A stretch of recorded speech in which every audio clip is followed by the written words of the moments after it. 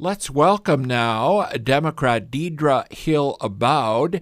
She is running for the U.S. Senate in the Democratic primary against three-term Congresswoman Kyrsten Sinema, and a Muslim American candidate. She's the founding director of the Council on American Islamic Relations, the Arizona chapter. Deedra, how are you?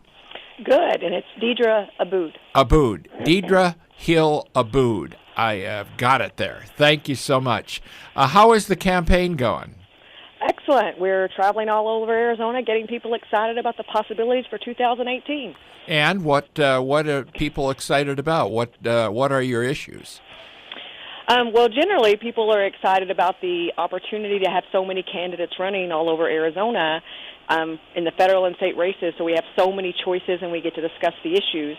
Personally, my biggest issues are health care for all. Every industrialized country has figured it out. We can too. Education, it's an infrastructure issue. That's how we got where we are. If we continue to defund it, we're going nowhere. Separation of religion and state. No one has religious liberty unless everybody has religious liberty, including people who don't want religion. And net neutrality, because we can't allow corporations to control our access to internet based on their relationships with other corporations. It's an absolute freedom issue. What are your qualifications to be a U.S. Senator? I'm an attorney. I've practiced immigration and estate planning, and I've been a civil rights and social activist in Arizona for 15 years, holding politicians accountable. There have been you've been the target of really some nasty comments on your Facebook page from people who are assuming that you are a Middle Eastern immigrant, and which you are not. You're originally from Arkansas and converted to Islam in your 20s. How have you handled all of those Facebook comments? On the campaign page, there's not a lot you can do there. On my personal Facebook page, I handle a lot more. The real concern is in real life. Though I'm running for office, so it's bringing it to the surface. People get these comments all the time. They get this hate all the time. They get this discrimination even in the workplace and schools all the time. We're just not aware of it because they're not high profile and it's not being publicly discussed.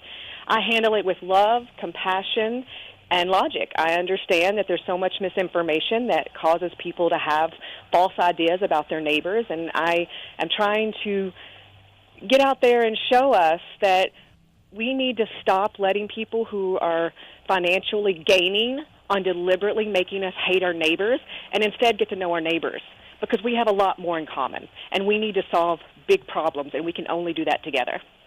What was it about Islam? What was the attraction? Were you raised in a conservative Christian background, Tell us how that happened. I was raised, my dad was Southern Baptist, not fundamentalist Southern Baptist, so it's not quite as strict.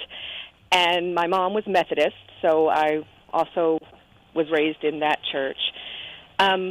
Religion was pretty much part of our culture. I wouldn't say that we were particularly strict.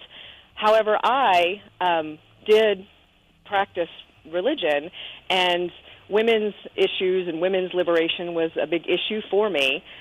So basically, I was taught in 6th grade, social studies in public school, that women in the Middle East were property of men, that all people in the Middle East were Muslim, and women had to walk 2 steps behind men with their head down, which, pretty much made me hate Muslims.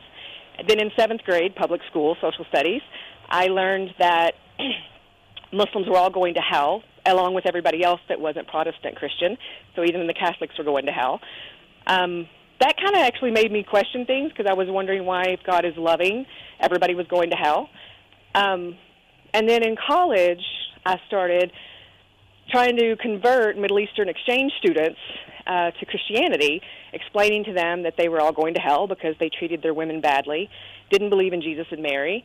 They explained to me that they did believe in Jesus and Mary, and the religion actually tells you to treat women well, but some people fail to do that. And as I studied the religion more in order to be more convincing to convert them to Christianity, I started liking what I heard. I liked that Islam actually did spell out that women had a certain status in society, and they had so much more freedom to be who they wanted to be historically, and that had gotten distorted culturally in some countries, not all countries. There's actually been a lot of female prime ministers in majority Muslim countries. And so eventually I decided I liked the religion, really didn't see it as a option in Arkansas at the time. Mainly there was just Middle Eastern students there, which, I've seen not without my daughter, so that was kind of scary. But when I moved to Arizona, there was an entire community here. They lived here, they were invested here, they even had a cemetery here, so they were buried here. So I saw it much more as an option for me. All right. Speaking with Deedra Hill Abboud, Democrat running for the U.S. Senate, how do you think that what has been the reaction to your campaign as you've traveled around the state? It's been really good. People are very excited to talk about the issues. The majority of people want to actually talk about the issues. I have some people who want to know about, how I view my religion, especially in women's rights, because I'm a big advocate of women's rights, and with all the misinformation out there, it's assumed that I couldn't be both, but I am, and many people are. It's actually a misunderstanding within and outside of the Muslim community that women have a second-class status. But women don't believe that, and there's a lot of work to be done. But mainly people want to talk about how we can move our country forward. Where can people find out more information about you, your website? My website is www.deedra, Deedra, 2018.com.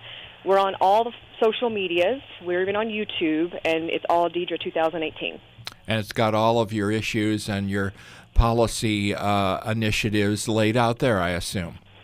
Actually, I have the most detailed website of any Arizona U.S. Senate candidate. So I believe in transparency. I don't take special interest or corporate money.